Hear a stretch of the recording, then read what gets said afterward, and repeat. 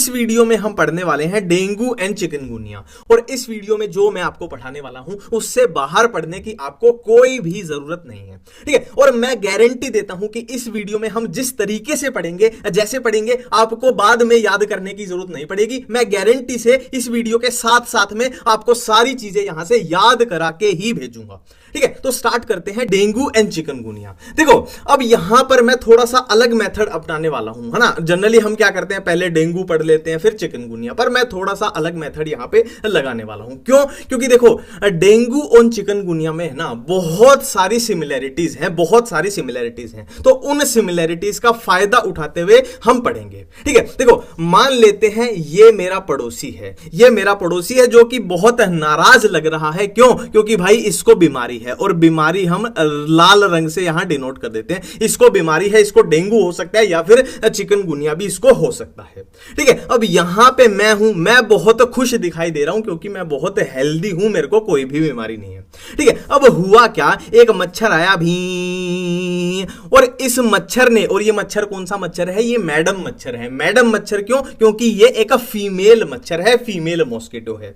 और इस female mosquito ने इस बीमारी वाले मेरे पड़ोसी को काट लिया। तो इसको भी क्या है, अब ये जो लाल रंग का वायरस था, है ना, डेंगू चिकनगुनिया वायरल बीमारी है तो वायरस ही बोल के चलते हैं, ठीक है। ये लाल रंग का जो वायरस था, इसने इसको काट लिया। तो ये लाल रंग का वायरस अब इस फीमेल मच्छर में आ चुका है। अब आपका सवाल होना चाहिए, तो तूने यहां पर मेल मच्छर क्यों नहीं बोला, सिर्फ फीमेल ही क्यों बोला? देखो, ये जो काटने वाली शक्ति होती है ना, एक काटने वाला जो डंक होता है, ये सिर्फ फीमेल मच्छर के पास होता है। क्यों? देखो, इसको इस बात से समझो, जैसे हमारे ह्यूमंस में क्या होता है कि बच्चे को मां जो है दूध पिलाती है। अब मां के अंदर ही वो दूध बनता है ना, पिता के अंदर तो बनता नहीं है। तो सेम ऐसे ही इनके अंदर है कि भाई ये जो फीमेल है इसको अंडे देने हैं। अब अंडे देने हैं तो उनको न्यूट्रिशन, अपने बच्चों को न्यूट्रिशन भी देना है। तो वो न्यूट्रिशन कहां से आएगा? हमारा खून चूस के, उस खून से ही तो न्यूट्रिशन लेके ये अपने बच्चों को खिलाएगी, है ना। सिंपल सी बात है। तो इसीलिए काटने की शक्ति सिर्फ इसी के पास होती है। तो भाई इसने इस बीमारी वाले व्यक्ति को काट लिया, तो ये वायरस अब इसके अंदर आ गया, ठीक है। अब ये मच्छर उड़ के गया भी, और खिड़की से भाई मेरे घर में आ गया,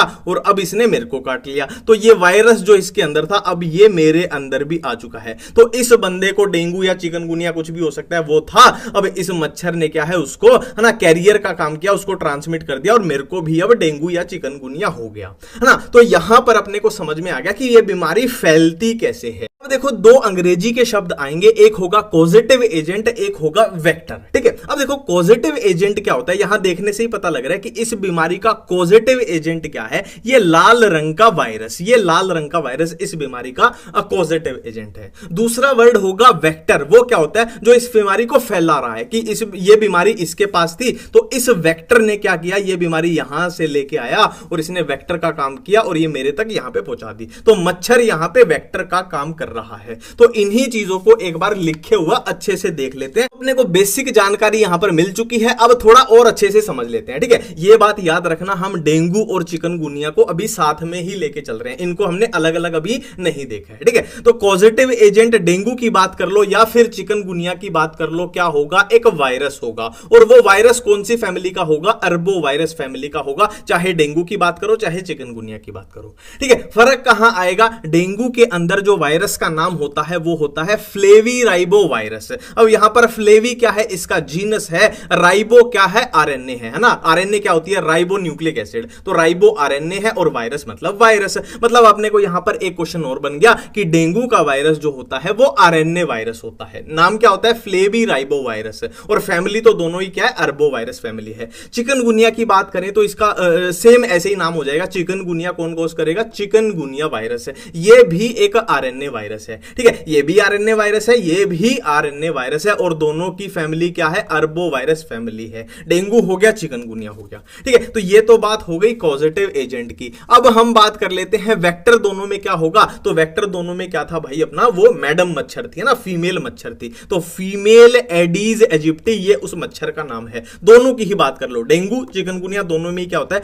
फीमेल एडीज इजिप्टी, जिसको टाइगर मॉस्किटो भी बोल दिया जाता है।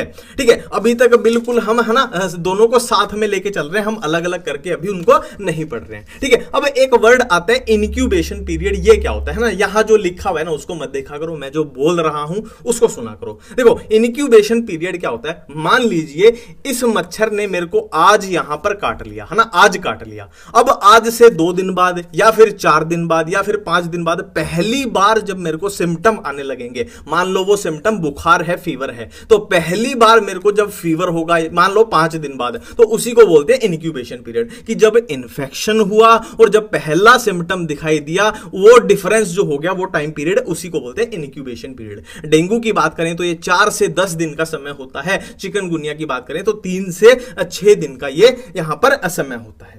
ठीक है, अब बात कर लेते हैं कि तू बार बार बोल रहा है इनको हम साथ में लेके चल रहे हैं, साथ में लेके चल रहे हैं, तो इनमें फर्क क्या है ना, कुछ तो फर्क होगा। कि डॉक्टर कैसे बताएगा कि भाई इस बंदे को डेंगू है, चिकनगुनिया, कुछ प्राइमरी फर्क बता।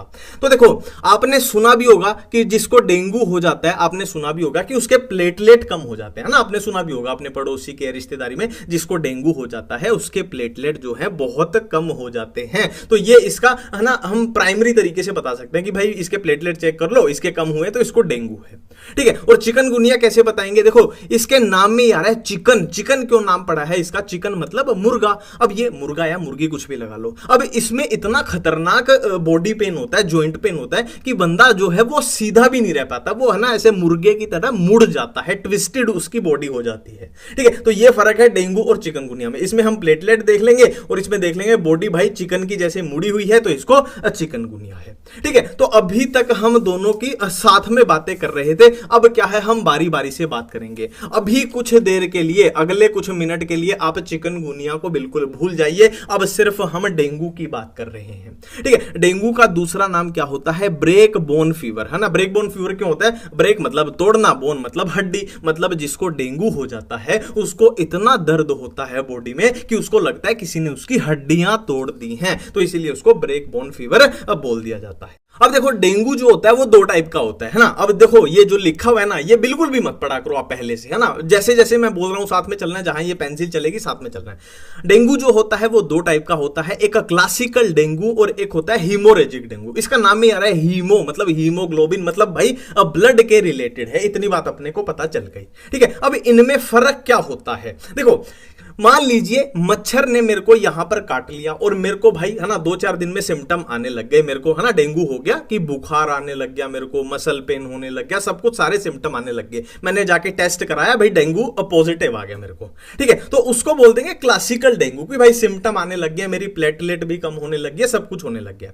अब अगर क्लासिकल डेंगू मेरा ठीक ना हुआ सही से, मेरा इलाज सही से ना हुआ, मैंने दवाई अच्छे से नहीं खाई या फिर मेरी हालत बिगड़ती चली गई, तो मेरे क्या होने लगेगा, मेरी बॉडी की जो ब्लड कैपिलरीज हैं वो बर्स्ट करने लगेगी, वो फटने लगेगी। अब भाई ब्लड कैपिलरी अगर फटने लगेगी तो ब्लड उनसे निकलेगा, ब्लड निकलेगा तो वो बॉडी में है ना कहीं कहीं टिश्यू में ऐसे जमा होने लगेगा, तो उसी ब्लड के लिए वर्ड यूज होगा हीमोरेजिक डेंगू। तो यही क्लासिकल डेंगू है ना, डेफिनेशन को समझो कि क्लासिकल डेंगू तो है ना सीधा सीधा हो गया। अब क्लासिकल डेंगू अगर ठीक नहीं हो पाया तो यही क्लासिकल डेंगू हीमोरेजिक में कन्वर्ट हो जाएगा, और हीमोरेजिक में क्या होगा कि क्लासिकल डेंगू के साथ साथ उसकी ब्लड कैपिलरी बर्स्ट करने लग जाएंगी। क्यों बर्स्ट करने लग जाएंगी उसका रीजन भी मैं आपको अभी यहां पर बताऊंगा। ठीक है, देखो ये मेरे को क्लासिकल डेंगू हो गया है ना, ये मेरे को भाई क्लासिकल डेंगू हो गया कि मेरे प्लेटलेट्स जो है कम होने लग गए, मेरे को बहुत तेज बुखार हो गया, मेरे को डिहाइड्रेशन हो गई, मेरे मसल पेन होने लग गया, मेरे बॉडी रैशेज होने लग गए, और मेरे आईज के, आंखों के सराउंडिंग में जो बोन्स है वहां पे बहुत तेज दर्द होने लग गया। ठीक है, अब देखो जाहिर सी बात है अगर मेरे प्लेटलेट कम होने लग गए तो मान लीजिए मेरी कोई ब्लड कैपिलरी फट जाती है। अब देखो प्लेटलेट क्या करते थे, ब्लड क्लोटिंग करते थे। अब प्लेटलेट ही अगर कम हो गए हैं तो मेरी ब्लड कैपिलरी जो फट गई है वहां पर ब्लड क्लोटिंग नहीं हो पा रही है, मतलब ब्लड जो है बहता रहेगा बहता रहेगा बहता रहेगा। तो उसी को हम क्या बोल देंगे कि अगर ये कंडीशन ठीक नहीं हुई है ना कि ब्लड कैपिलरी बर्स्ट हो गई, फट गई, तो ब्लड बहता रहा, वो ब्लड जमा होता रहेगा, और इसी को हम क्या बोल देंगे, हीमोरेजिक डेंगू बोल देंगे। डिजाइन देख रहे हो, डिजाइन देख रहे हो, डिजाइन देख रहे हो, ठीक है। अपनी तारीफ के लिए थोड़ी थोड़ी चीजें करनी पड़ती हैं। ठीक है, तो यही क्लासिकल डेंगू अगर ब्लड कैपिलरी बर्स्ट कर जाए किसमें कन्वर्ट हो जाएगा, हीमोरेजिक में कन्वर्ट हो जाएगा, है ना। कि हीमोरेजिक के कोई आपसे सिम्टम पूछ ले तो ये तो होंगे ही होंगे, प्लस ये हो जाएगा। और यही क्या है भाई, डेंगू के सिम्टम है अपने। ठीक है, अब बात करते हैं डेंगू की डायग्नोसिस कैसे करेंगे, कि भाई पता कैसे लगाएंगे किसी इंसान को डेंगू है कि नहीं। सीबीसी करेंगे। सीबीसी क्या होती है, कंप्लीट ब्लड काउंट। अब कंप्लीट ब्लड काउंट में आरबीसी, डब्ल्यूबीसी, प्लेटलेट सबका काउंट होगा। ठीक है, तो उसमें प्लेटलेट काउंट देख लेंगे। अगर प्लेटलेट जो है कम हो गई है तो भाई है ना, चांसेस है उसको डेंगू है। टोर्निक्योट टेस्ट होता है, ये डेंगू के लिए टेस्ट होता है। आरटीपीसीआर में हम देखेंगे भाई, अब देखो डेंगू का जो वायरस है वो भी कई टाइप का हो सकता है ना, जैसे कोरोना वायरस है वो भी कई टाइप का था, है ना, अलग अलग नाम आ रहे थे, अलग अलग वेरिएंट आ रहे थे, तो इसके भी अलग अलग वेरिएंट हो सकते हैं। तो कौन से टाइप का है वो हम आरटीपीसीआर से पता लगा लेंगे, और एलिजा से हम एंटीजन एंटीबॉडी, है ना, उनका जो इंटरेक्शन हुई है उससे पता लगा लेंगे। अब यहां पे एंटीजन एंटीबॉडी क्यों लिखा गया है, ठीक है, मान लीजिए मेरे को डेंगू हो गया है, तो डेंगू का जाहिर सी बात है मेरे अंदर वायरस आया है। अब उस वायरस के खिलाफ मेरी बॉडी में क्या बनेंगी, एंटीबॉडीज बनेंगी, था ना, उनकी एंटीजन एंटीबॉडी की वहां पे फाइट होगी। तो एलिजा से इसको हम पता लगा सकते हैं। अब बात करते हैं कि किसी को डेंगू हो गया है तो उसको ठीक कैसे किया जाए, ट्रीटमेंट कैसे दिया जाए। तो भाई उसको दर्द हो रहा है ना, मसल पेन हो रहा है तो उसको पेन किलर दे देंगे। बुखार फीवर हो रहा है तो उसको एंटीपायरेटिक बोल देंगे। देखो एंटीपायरेटिक या वर्ड याद रखना, हमेशा बुखार में दी जाती है। और उसको डिहाइड्रेशन हो रही है तो भाई फ्लूइड्स दे देंगे, ओआरएस का घोल पिला देंगे। और क्या है, यहां पर मैंने ग्रीन स्टार लगाया है तो यहां पे 20 स्टार लगा लो, 50 स्टार लगा लो। ये याद रखना कि डेंगू के मरीज को कभी भी एस्पिरिन नहीं देनी चाहिए। क्यों? क्योंकि एस्पिरिन जो है वो ब्लड थिनर होती है, वो खून को पतला कर देती है। अब अपनी दिक्कत क्या थी डेंगू में, कि प्लेटलेट जो है कम हो रही थी, पहले ही ब्लीडिंग नहीं रुक रही थी, आपने और ब्लड को पतला कर दिया तो वो बहता ही जाएगा, रुकेगा ही नहीं और बंदे का काम तमाम हो जाएगा, है ना। तो एस्पिरिन कभी भी हम डेंगू में नहीं दे सकते हैं।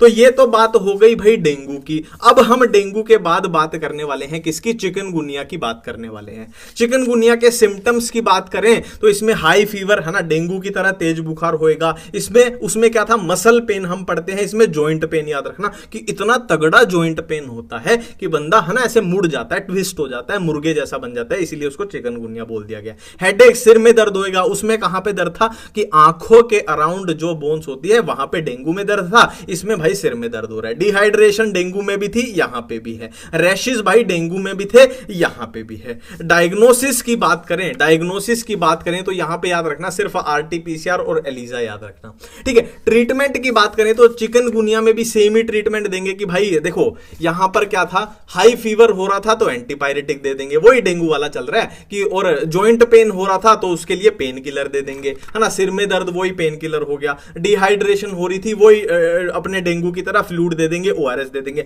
बट यहां पर याद रखना कि चिकनगुनिया के केस में हम एस्पिरिन का इस्तेमाल कर सकते हैं। क्यों? क्योंकि चिकनगुनिया में तो प्लेटलेट का कोई लेना देना ही नहीं था, है ना। डेंगू में था ना प्लेटलेट की गड़बड़ी, इसलिए एस्पिरिन हम नहीं दे सकते थे। बट चिकनगुनिया में हम एस्पिरिन का इस्तेमाल कर सकते हैं, ठीक है। और एक यहां पर एक कॉमन सा क्वेश्चन, जो क्वेश्चन लायक तो नहीं है, पर डेंगू और चिकनगुनिया की रोकथाम कैसे करें, प्रिवेंशन कैसे करें, तो भाई दोनों किसकी वजह से हो रही है, मच्छर की वजह से हो रही है। वो सारी चीजें उसमें काउंट कर लेना कि जिससे भी हम मच्छर की रोकथाम कर पाए, है ना, वो उसमें प्रिवेंशन में आ जाएगी। तो बड़ी आसानी से हमने इस टॉपिक को निपटा लिया है। थैंक यू, धन्यवाद।